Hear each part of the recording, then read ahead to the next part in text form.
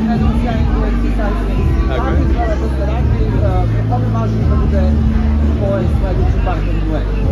Pa bilo mi je jako lepo u saradnji sa Sajsi i s toga se izrodilo jedno divno prijateljstvo i mi smo sada u kontaktu onako svakodnevno može. I kako se zove, sada sarađujemo i na mojim novim projektima, ona je na novom EP-u koji će izaći u decembru kao tekstopisac, ja sam pisao muziku, tako da je izrodilo se jedno divno prijateljstvo iz te saradnje i mi smo svakodnevno u kontaktu. Šta misliš o Jeleni Kaleoša kao pevačici i aktivno ličnosti? Da li bi možda snimio nekada duet sa njom, ako se možda...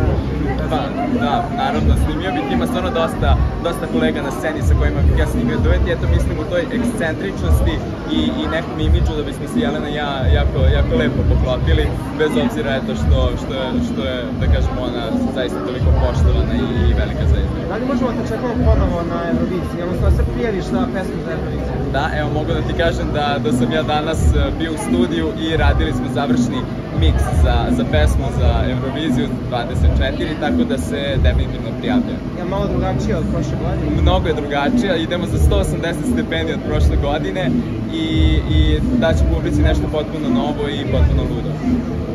Hvala ti puno.